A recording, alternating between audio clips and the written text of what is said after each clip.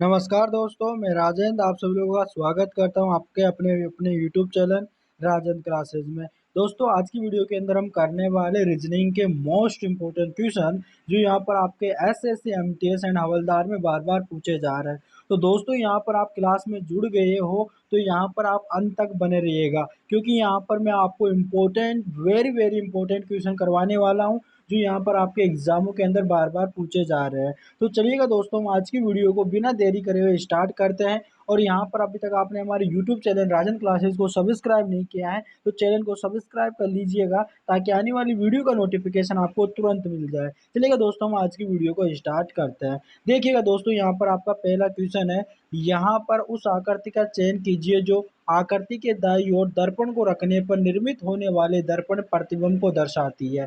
अब यहाँ पर हमारे पास ये आकृति दे रखी है। इस आकृति के अंदर इसको प्रतिबिंब में रख यानी प्रतिबिंब यानी इसका जो दर्पण प्रतिबिंब बना रहा है तो इसमें क्या दिखेगा। अब यहाँ पर देखो, इसको डायरेक्ट यानी कि इसको सेकंडों में इसको कैसे सोल्व किया जाता है, कैसे पता लगाया जाता है। अब यहाँ पर देखिएगा, सबसे पहले यहाँ पर ऊपर देखिएगा, यहाँ पर देखो इसका प्रतिबिंब बन रहा है ना। देखो यहाँ पर ऊपर एक, यहाँ पर एक, यानी जैसे आधा आधा गोला ऐसे देखो यहाँ पर ये दे रखा है ना यहाँ से। तो यहाँ पर ऊपर की साइड है। तो यहाँ पर हम जब दर्पण प्रतिबिंब बनाते हैं तो कभी भी नीचे नहीं जाएगा, तो कभी भी नीचे नहीं जाएगा ना। यहाँ पर तो हमारा देखो सेकंड ऑप्शन और हमारा चौथा ऑप्शन हमारा गलत हो जाएगा, क्योंकि यहाँ पर देखो नीचे की साइड में कट है। यहाँ पर देखो ये अर्ध गोला है, ठीक है ना, यहाँ पर अर्ध गोला है। तो यहाँ पर हमारे पास ये नहीं होगा। अब यहाँ पर हमारे पास या तो पहला होगा या सेकेंड, यहाँ पर हमारा तीसरा होगा।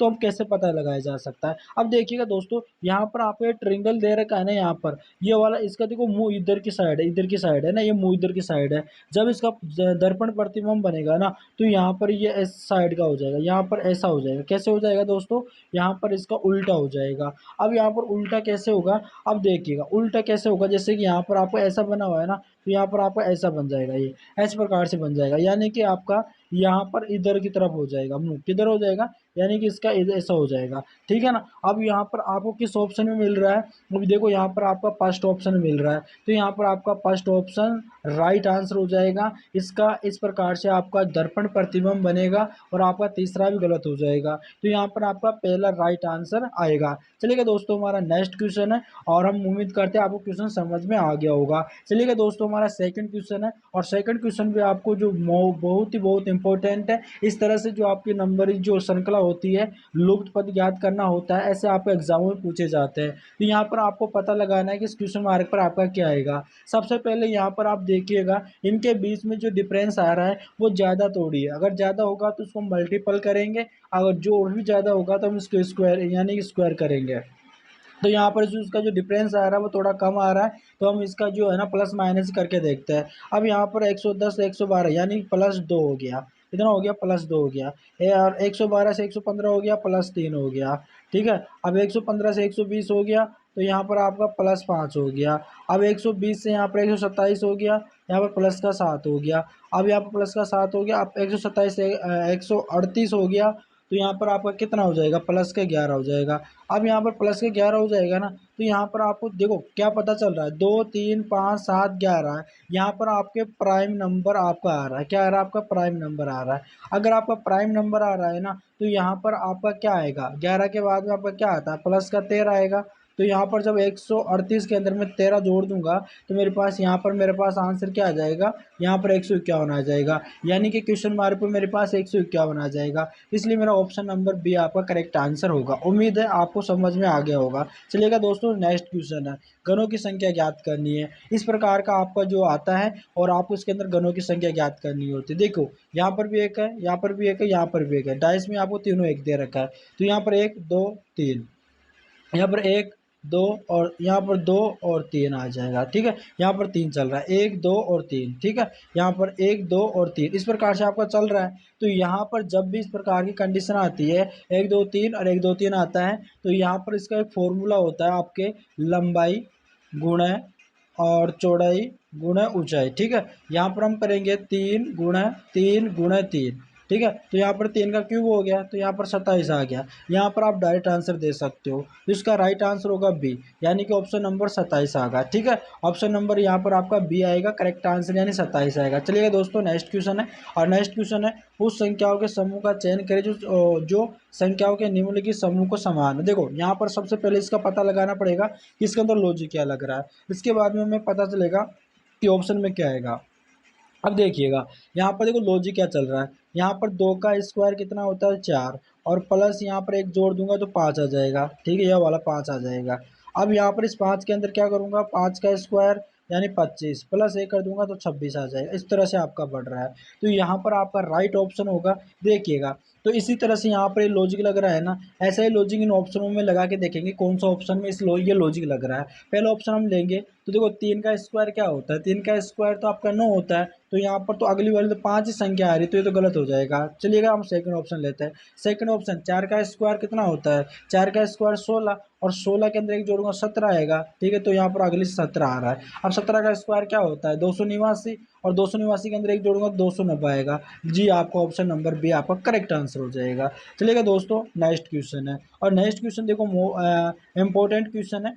अब यहाँ पर दे रखा आयकर दाता, कर्मचारी और पुरुष के अंदर आपको थोड़ा रिलेट बताना है। ठीक है ना, इनके अंदर आपको रिलेशन बताना है। अब देखिएगा, आयकर दाता, क्या सभी आयकर दाता कर्मचारी को देना पड़ता है, या फिर कुछ यानी कुछ को देना पड़ता है। देखो यहाँ पर हम बनाएंगे सबसे पहले आयकर, यानी कि जो आपका जो इनकम टैक्स जो पेयर्स होता है, वो यहाँ पर देखो कुछ कर्मचारी यहाँ पर देते हैं, कुछ कर्मचारी देते हैं।